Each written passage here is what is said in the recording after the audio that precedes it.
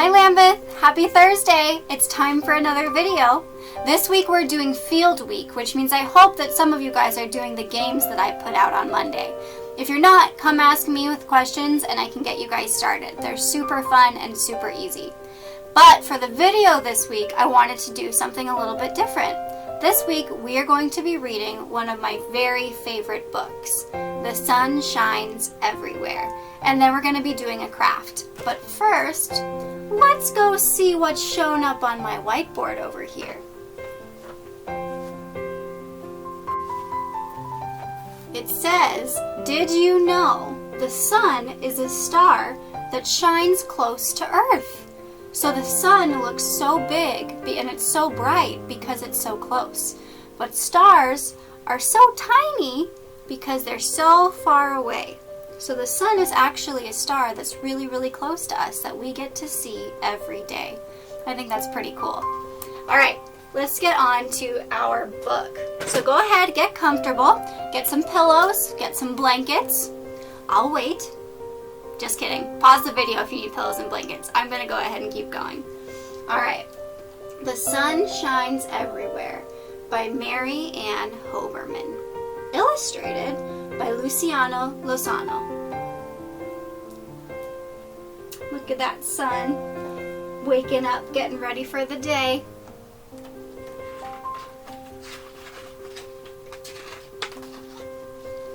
The sun shines everywhere.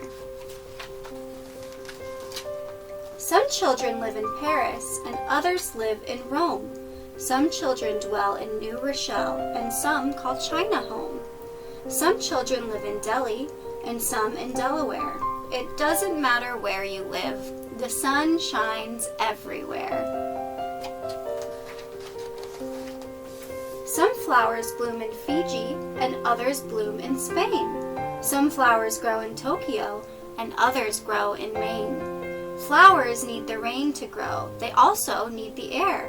But mostly they need sunshine. And the sun shines everywhere. It may shine on Earth's other side, and that is why it's night. It may be covered by some clouds and hidden out of sight. But though we cannot see it, we know it's always there. Because no matter where we are, the sun shines everywhere. Our sun once shone on dinosaurs and beasts that are no more. It shone on oceans full of fish and seashells washed ashore. Do you guys know what kinds of dinosaurs these are? I don't know. It blazed upon the pyramids and warmed the desert sands. It spread its rays on Greece and Rome and other ancient lands. In feast and famine, peace and war, it made its steady way. Throughout the whole of history, it's never missed a day. Do you guys know what all these pictures are of? These are the pyramids. Who do you think all these people are? What's this guy's job? I wonder.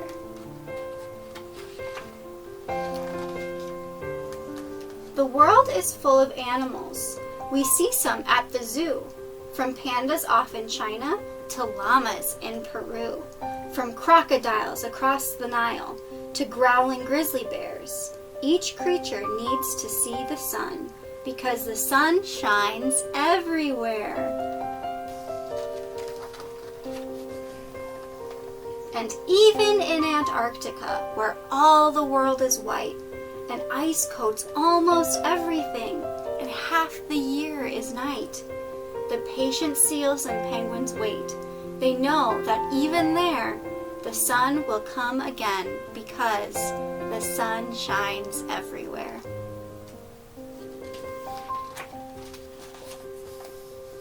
Of course, there are some animals who spurn the daytime light. The owls who hoot, the moles who root, the bats who swoop at night. But even if they burrow deep or sleep throughout the day, the foods they eat to keep alive need sunshine anyway. So why do these animals all stay awake at nighttime, the owls and the bats and the moles? What do you think? And what does it mean that the foods they eat to keep alive need sunshine? Does that mean maybe they need sunshine too? I don't know. Let me know.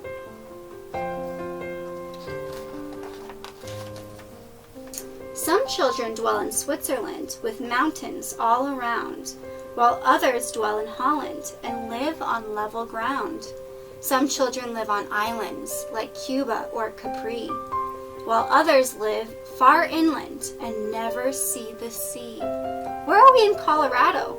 Do we live with mountains all around, on flat ground? Or do we live on an island? Or do we live in a place without the sea? What do you guys think? So many people in the world, so many different faces, so many different languages, so many different places. But no matter where we are, the sun, it doesn't care. Just wait a while and it will smile. The sun shines everywhere. When day is done, there goes the sun, but somewhere day will break. And while our side is fast asleep, the other side's awake. The world takes turns at day and night, and each side has its share. The sun is shining all the time. The sun shines everywhere. Everybody needs the sun to live and grow and thrive. Our troubles don't feel quite so dark when sunny days arrive. No matter what the time of year, when people see the sun appear, they start to smile, they're full of cheer, and glad to be alive. The end. Now the sun is going to sleep. Alright, so that's the end of our book, The Sun Shines Everywhere. I hope you guys really liked it. Now what we're going to do is we're going to make a craft, and that craft is the sun. So parents, once we make this craft, I would listen to this video again with your kids, and you can use the sun as a puppet when you say the sun shines everywhere. So you can read a page, and then at a point in the book when it says those words, your kids will know to hold up their sun. And that's a really good way to help them pay attention when they're reading. So let's go ahead and get the supplies that we need. I have them all ready here. If you guys ever need them, just come and ask. I have a bag ready for you. So we have a paper plate, some yellow construction paper, a easy to use paintbrush, and most importantly, some yellow paint. So I'm gonna go ahead and get my paper plate painted, and I will be right back. And we're back. All right, so I've painted my paper plate yellow, and now we're ready to move on to the next step. Grab your paper, and what you're gonna do is cut it into 8 strips, just like that.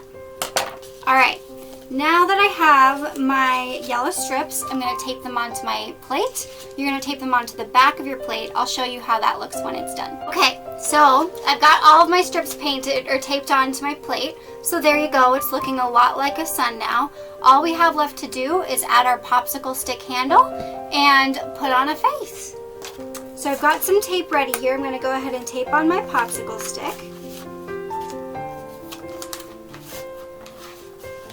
And voila, there we go. It's a sun. Okay, so next I have to draw my face. And you can draw any kind of face. Maybe your son is sleepy. Maybe your son is annoyed. My son is happy. I always like to draw a happy sunshine. So I'm gonna just put 2 eyes and a big smile. And there he is. There's my happy sunshine. So that's a very easy puppet that you can make to read along to this book with. I hope you guys enjoyed the book. I hope you guys make the craft. And I hope you guys have fun at Field Week. I'll see you later.